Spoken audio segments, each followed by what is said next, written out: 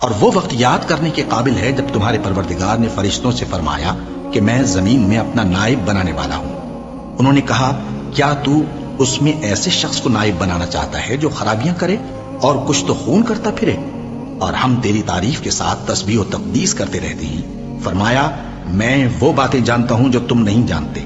اور اس نے آدم کو سب چیزوں کے نام سکھائے، پھر ان کو فرشتوں کے سامنے کیا اور فرمایا کہ اگر سچے ہو تو مجھے ان کے نام بتاؤ۔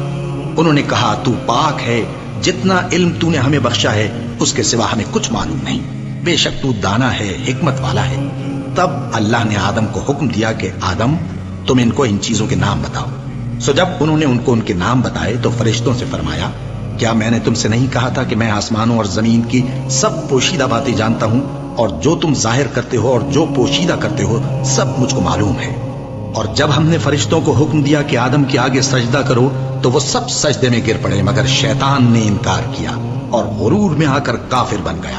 اور ہم نے کہا کہ اے آدم تم اور تمہاری بیوی بہشت میں رہو اور جہاں سے چاہو بے روک ٹوک کھاؤ پیو، لیکن اس درخت کے پاس نہ جانا نہیں تو ظالموں میں ہو جاؤ گے۔ پھر شیطان نے دونوں کو اس درخت کے بارے میں پھسلا دیا اور جس عیش و نشاط میں تھے اس سے ان کو نکلوا دیا۔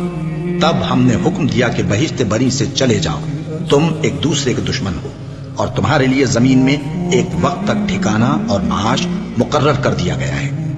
پھر آدم نے اپنے پروردگار سے کچھ کلمات سیکھے اور معافی مانگی تو اس نے ان کا قصور معاف کر دیا۔ بے شک وہ معاف کرنے والا ہے، بڑا مہربان ہے۔ ہم نے فرمایا کہ تم سب یہاں سے اتر جاؤ، جب تمہارے پاس میری طرف سے ہدایت پہنچے تو اس کی پیروی کرنا کہ جنہوں نے میری ہدایت کی پیروی کی ان کو نہ کچھ خوف ہوگا اور نہ وہ غمناک ہوں گے، اور جنہوں نے اس کو قبول نہ کیا اور ہماری آیتوں کو جھٹلایا وہ دوزخ میں جانے والے ہیں اور وہ ہمیشہ اس میں رہیں گے۔